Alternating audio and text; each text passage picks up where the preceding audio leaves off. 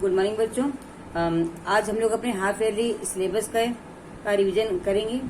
तो सबसे पहले हम लोग लिटरेचर में चैप्टर 1 का करेंगे रिवीजन, जिसका नाम है पहरवे सावधान रहना। तो इस कविता में बच्चों कवि ने देशवासियों को स्वतंत्रता प्राप्ति के बाद और भी ज्यादा सजग और सतर्क रहने के लिए कहा है। तो कवि कहते हैं कि आज जीत की रात, पहरवे सावधान रहना, खुले देश के द्वार अचल दीपक समान रहना। कवि ने देशवासियों को सतर्क रहने के लिए कहा है और कवि कहते हैं कि आज हमारे विजय की पहली रात है और अब से देश की सुरक्षा का दायित्व हमारा है। जिस प्रकार से एक दिया बिना विचलित हुए अपने प्रकाश से अंधकार को दूर भगाता है, उसी प्रकार हमें भी बिना विचलित हुए अपने देश की पर आने वाली हर विपत्ति को दूर भगाना है। अब प्रथम चरण है नए स्वर्ग का, मंजिल का छोर, इस जनमंथन से उठ आई पहली रत्न हिलोर। अभी शेष है पूरी होना जीवन मुक्ता डोर, क्योंकि नहीं मिट पाई दुख की विगत सांवली कोर। ले युग की पतवार बने अम्बुंदी महान रहना, पहरवे सावधान रहना। कवि कहते हैं कि स्वतंत्रता जिसको प्राप्त करना हमारा लक्ष्य था, इस नए स्वर्ग का पहला चरण ही तो है और यह स्वतंत्रता सभी लोगों के सामूहिक संघर्ष से मिला रत्न ही है। अभी तो हमें बहुत से प्रयत्न करने हैं और ऐसे बहुत सारे रत्न प्राप्त करने हैं, ताकि उस रत्न से हम अपनी खुशियों की माला पिरो सकें।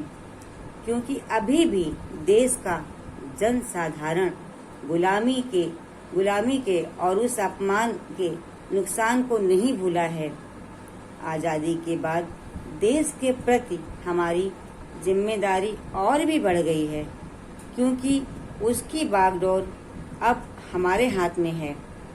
इसलिए अपने मन को हमें समुद्र के समान गहराई और विशालता रखते हुए सदैव सतर्क रहना चाहिए।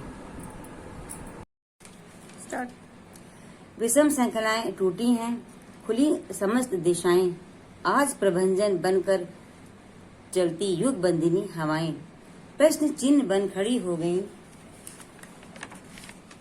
ये सिमटी सीमाएं, आज पुराने सिंहासन की टूट रही प्रतिमाएं।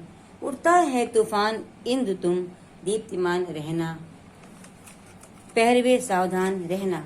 कवि कहते हैं इन पंक्तियों में कि आज हमने बड़ी ही कठिनाइयों को झेलने के बाद गुलाबी की बेड़ियों को तोड़ा है और हमने आजादी पाई है।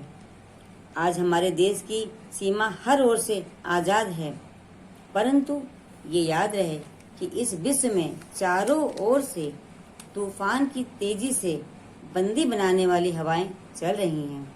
अर्थात कई देशों से हमें चारों ओर से खतरा है।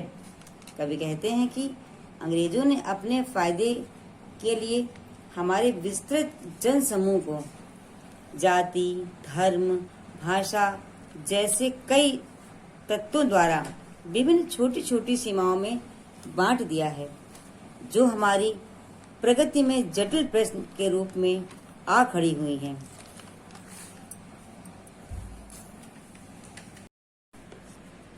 आज ब्रिटिश राज का सिंहासन नष्ट हो रहा है। लोगों में आक्रोश का तूफान है, जो कि ध्यान न देने पर आपस में ही हिंसा भड़का सकता है। जिस प्रकार चांद की रोशनी पथिक को रात में भी रास्ता दिखाती है, उसी प्रकार हे पहरवे तुम भी सबको रास्ता दिखाना। ऊंची हुई मशाल हमारी और कठिन डगर है, शत्रु हट गया लेकिन उसकी छायाओं का डर है। शोषण से है मृत समाज, कमजोर हमारा घर है, किंतु आ रही नई जिंदगी यह विश्वास अमर है। जनगंगा में ज्वार लहर तुम प्रवाहमान रहना, पहरवे सावधान रहना। कवि कहते हैं कि हमें आज़ादी तो मिल गई, लेकिन आगे का रास्ता आसान नहीं है। इसलिए मशाल को ऊंची करो, अर्थात अपनी सतर्कता को बढ़ाओ। शत्रु सामने से तो चला गया, लेकिन वह अप्रत्यक्ष रूप से आज भी हमारे देश की उन्नति में बाधक बन सकता है। इतने सालों की गुलामी में हुए शोषण से हमारा जन समूह सामाजिक, आर्थिक, मानसिक और वित्तीय रूप से कमजोर हो गया है। परंतु यह विश्वास है हमें कि हमारे जीवन की नई शुरुआत हो गई है। यही विश्वास हमारे मनोबल को मजबूती देती है। एक बढ़ती हुई